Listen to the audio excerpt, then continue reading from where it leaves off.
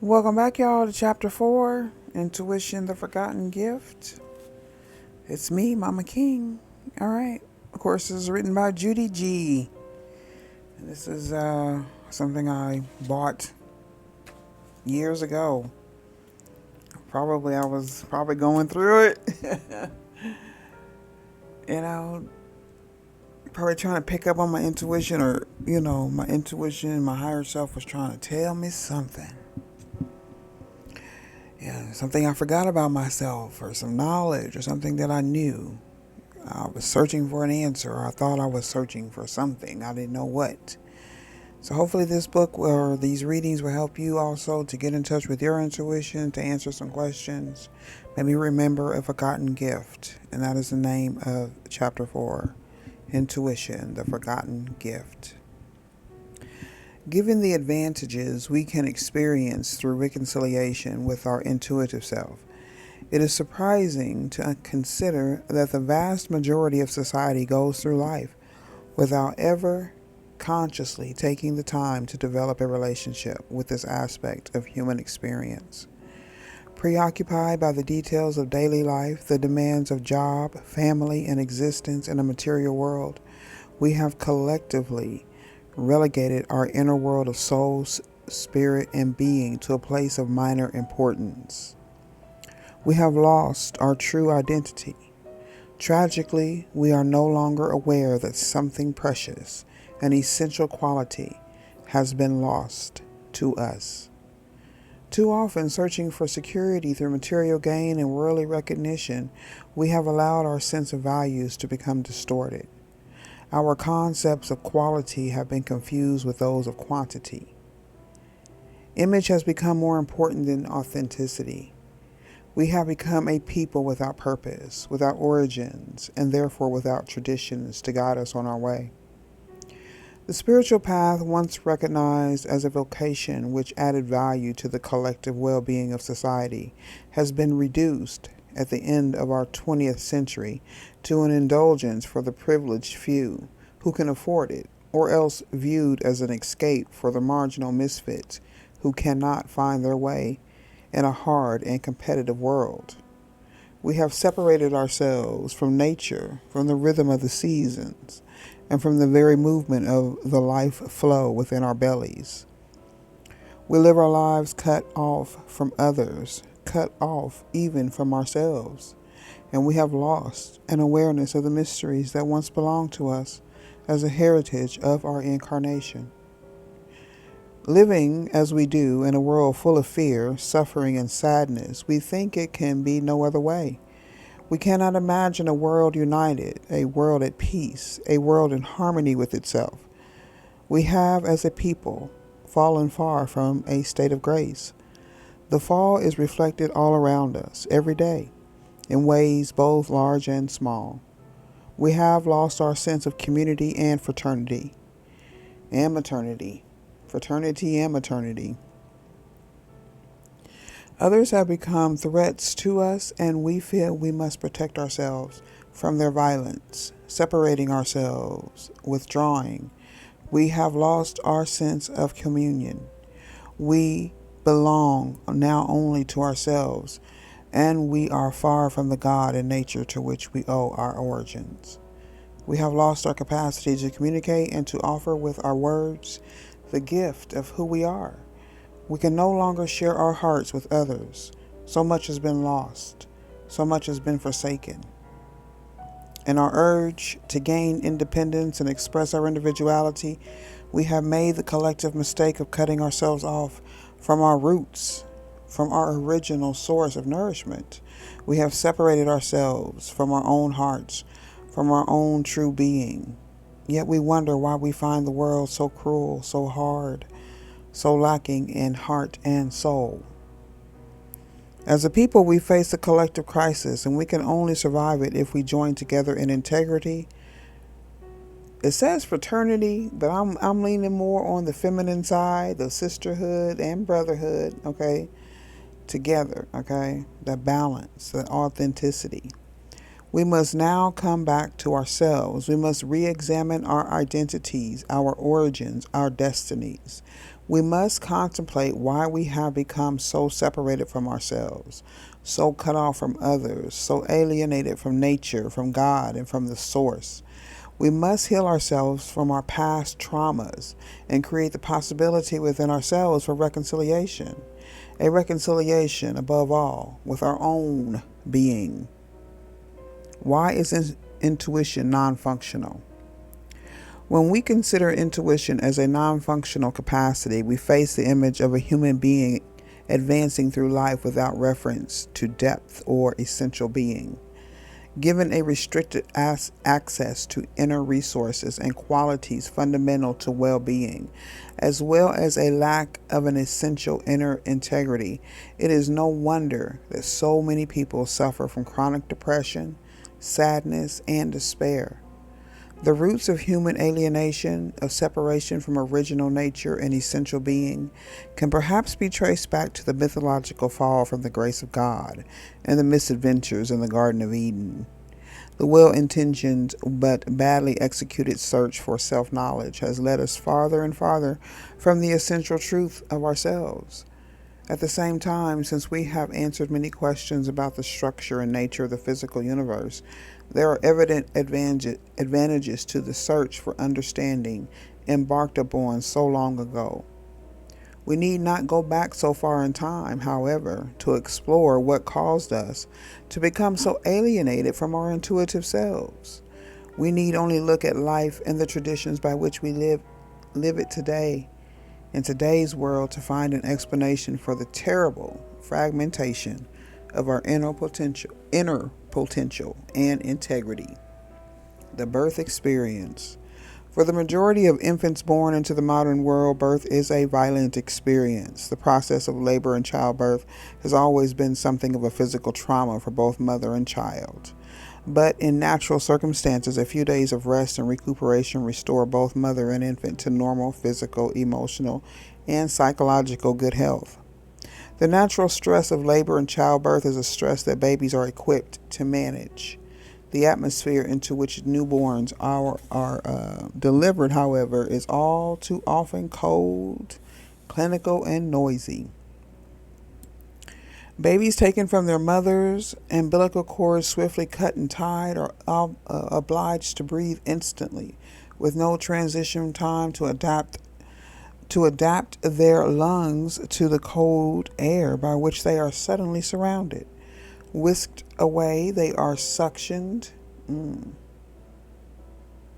injected, washed, tagged, measured, and weighed. The lucky ones are then returned to their mothers for contact and a cuddle. For others, it may be hours before they find themselves returned to the safety and security of maternal arms. The hospital is cold and noisy. The lights are bright. Babies are handled by people they don't know. They don't know yet. They are sensitive, vulnerable, innocent, fresh, and new to this world. They cannot speak, but that does not mean they are not aware. They are helpless, but that does not mean they cannot feel.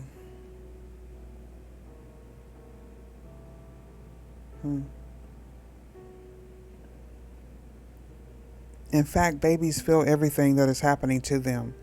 They hear every noise, every word that is spoken. They may not understand, but that does not mean they do not experience. Too often, they are born in all their precious beauty and sensitivity to this world, only to be treated on arrival as insensitive objects, unaware of the environment. Newborns are not recognized as the beings that they are. They are not acknowledged as beings with sensitivity and intelligence, as souls with stories.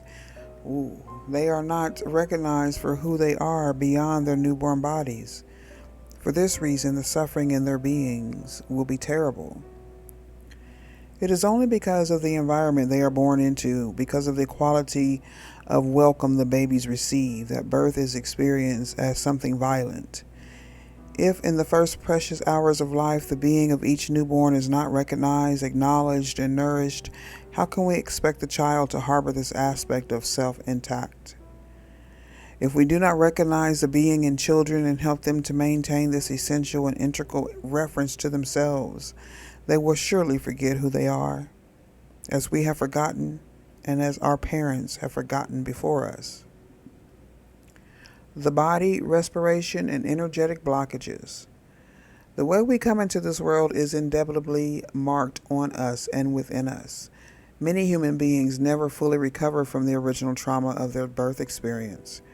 Birth by violence with instrumental intervention into an environment that seems hostile and full of overwhelmingly new sensations creates fear and even terror in the newborn. Infants breathe, but they breathe in fear. They breathe instinctively for life, but they feel threatened and in a state of panic. They are frightened and overwhelmed and do not easily find the reassurance needed to calm them. Their sole point of reference in the beginning is the mother. If they can bond with the mother, if the mother can hold and nurse them, they will become secure and begin to recover from the birth trauma. If the mother is not available and cannot provide the comfort and security needed to relax and breathe naturally, the child will retreat into the trauma, which will remain on an unconscious level throughout life. This trauma will influence babies' respiration, their emotional nature, and their psychological structure. The fear experienced in the first few hours of life will determine the future relationships they establish with their bodies, their breath, and their external environment. If the fear is not resolved and integrated, they will establish an instinctive fear reflex toward life. Their breathing will be too shallow and too hurried, a stressed breath. They will become nervous, hypersensitive, and tense. Due to this state of inner tension, the circulatory systems of the body will have difficulty functioning efficiently. They will not receive the physical and energetic nourishment they need to develop fundamental physical health and psychological well-being. Lacking a basis of psychological security, it will be difficult for individuals to develop trust in themselves, in others, in life, and in existence. It will be difficult to relax, to let go. It will be almost impossible to imagine life as a process of gentle unfolding, as a journey of evolution. The external world will not seem friendly and welcoming. It will seem rather something to protect oneself against. A protective, defensive posture will be established in the physical body, which will result in further physical and energetic blockages. A full and flowing respiration will be difficult to attain, thus causing a sense of alienation and separation from the physical body. Robbed of a sense of physical well-being, these individuals will find it virtually impossible to establish a sense of spiritual harmony and equilibrium. Family traditions, conditioning, expectations. Let's see, how long is this? Okay. Let me get a little sip. A little sip.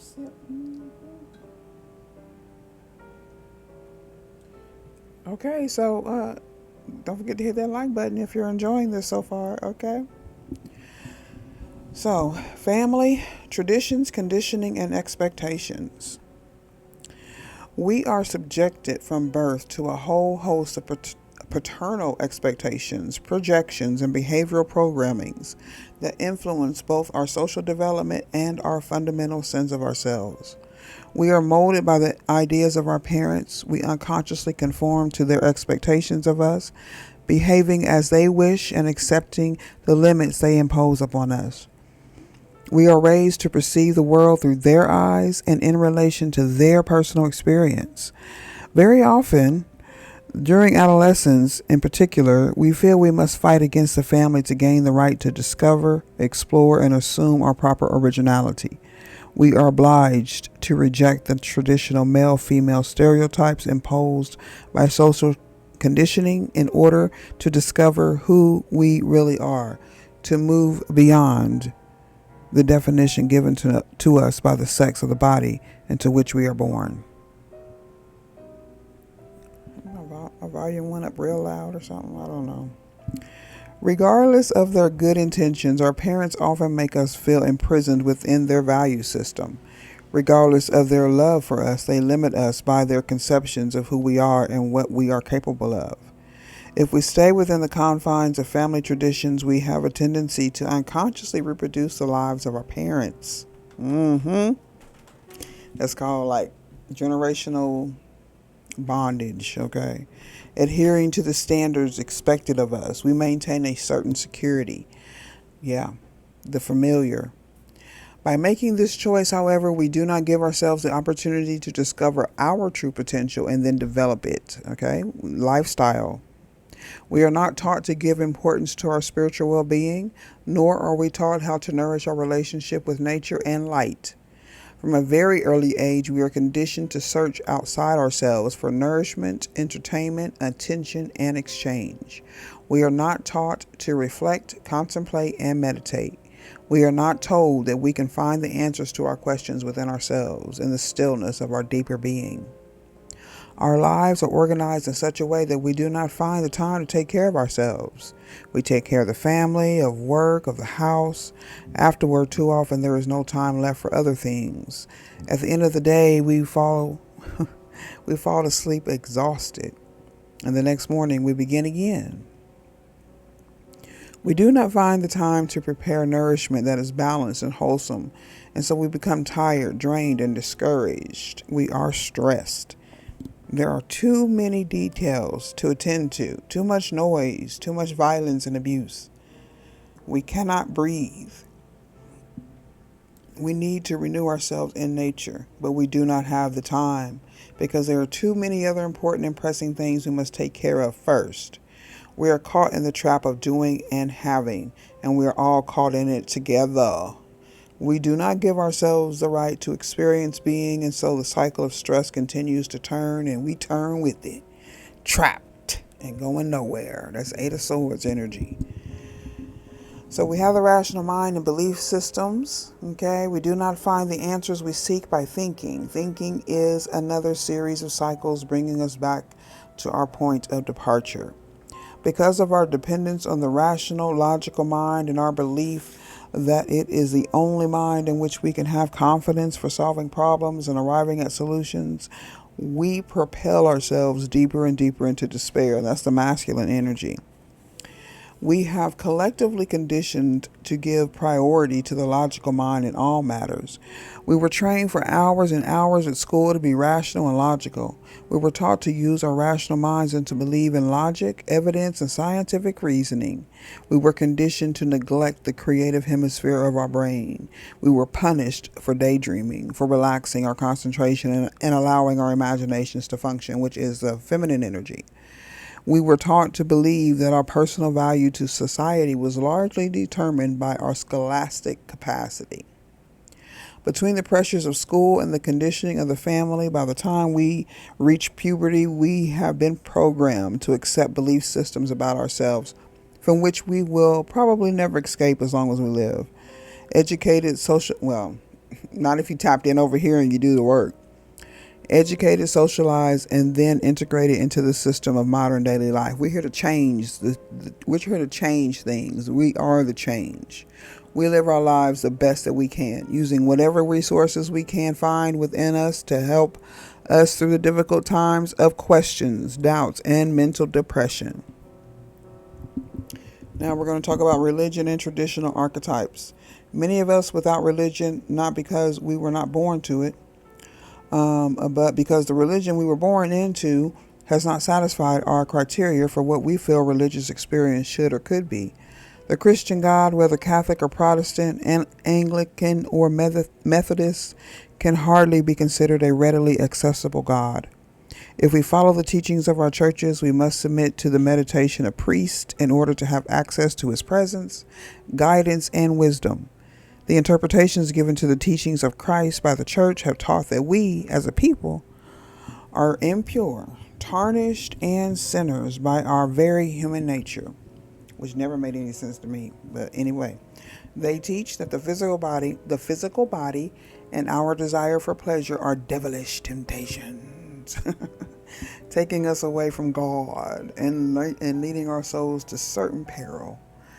If we believe what we have been taught by religion, there is little, if any, hope for us at all. The belief that we are imperfect and damned to exile from God's love because of our imperfection is deeply ingrained in those who have been touched by the Christian religion. Regardless of all that we may do or try to be, we will probably never arrive at the perfect purity demanded of us by our stern and judgmental Father. Don't forget to check out my readings of the Great Cosmic Mother. Okay, I have a whole playlist. In our churches, we are encouraged to pray and taught to trust in a higher good, in justice, and in mercy. We are guided to develop faith in the love of God. We are given values that help us to live in harmony, respect, and cooperation with our fellow human beings. We are taught about the importance of community spirit. We are reminded that God exists regardless of how far from Him we may have strayed. But are we no longer taught that God and the divine spirit also exist within us? The Holy Spirit's feminine energy. We are not encouraged to search for our God in nature. We are not encouraged to believe that from a place of inner silence in the deepness of our heart, we can speak with God and receive. This says His love, but I'm going to say receive His or her love and healing for ourselves whenever we may need it. So, disappointed, we have turned away from religion. We do not close our eyes to pray. We do not meditate in the presence of our God. This is at the time of this writing, okay? And see, it's transformative today. Also, we're just seeing the changes now, okay? Maybe some at the time of this writing, maybe they felt there was no hope. I don't know. Well, maybe it'll change since this book is about intuition. So hopefully, it'll tap into the energy of foresight. So let's see. Negligence. We cannot say that any one person in particular is responsible for the state of neglect into which our spiritual well-being has fallen. It is difficult to debate with any certainty that the level of spiritual consciousness of our society is worse now than it was 100 or 200 or even 2,000 years ago.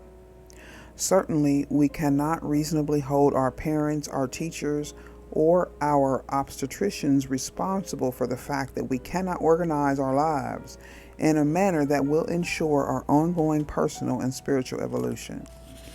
At the same time, accepting all the responsibility on our own shoulders seems equally unreasonable and unnecessarily guilt-provoking. True. It is as though we have all fallen into a long and deep sleep of collective forgetfulness. Yes, it's a spell. From the sleepy fog, being born, okay? From this sleepy fog, it is extremely difficult to regain consciousness. Now you got to be reborn. The neglectful habits we have developed belong to all of us, and so they do not seem to be habits at all, but rather that the normal way of life of our day and age.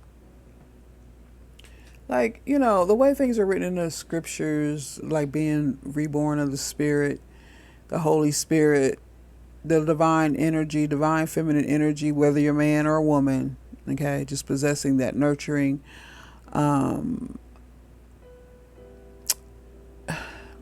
pure soul, a really pure soul, someone with big energy, someone with a soft energy, but a lot of glow, a lot of fire, okay? Something gentle but powerful. Intuition and the turn of the millennium, okay? For all its tragedy and woe, our world remains a place full of hope and possibility. We have the mixed fortune of living in an epoch that is particularly fraught with mortal danger and at the same time bursting with evolutionary breakthroughs on the levels of human consciousness, scientific revelation, and the global political negotiation and reconciliation. The turn of a millennium is a time of endings, of completion. It is also a time of new beginnings. Collectively, humanity is facing a symbolic death, a death that will be followed naturally by rebirth.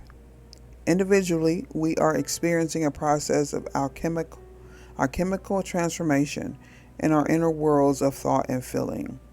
As our century draws to a close, we are faced with the possibility of accelerated personal evolution. There is a quickening occurring in the global consciousness of humanity that signifies the long-awaited arrival of the age of Aquarius, the New Age.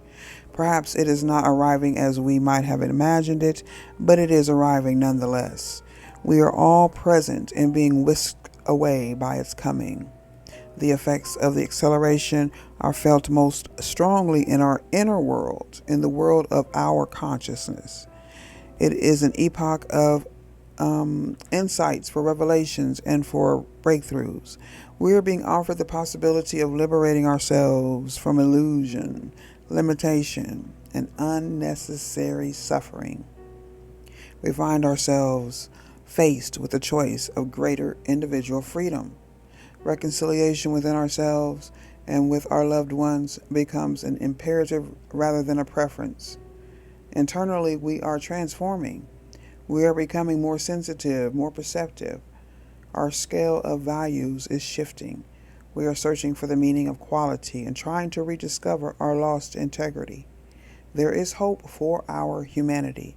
We are beginning to understand the meaning of responsibility, of fraternity and sorority, and of integrity, community.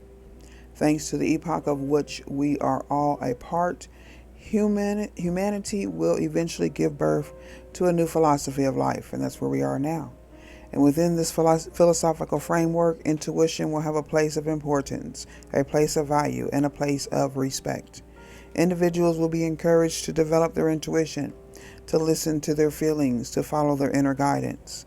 The capacity of each person to access and trust their inner truth will be integrated into the developmental programs of education from the earliest age. The beginning, with all its qualities and inner resources, will again find its place in the world. The beginning and the end are the same, right? Y'all stay blessed and grounded. Don't forget to like, comment, and subscribe, and I'll see you in the next one. Bye-bye.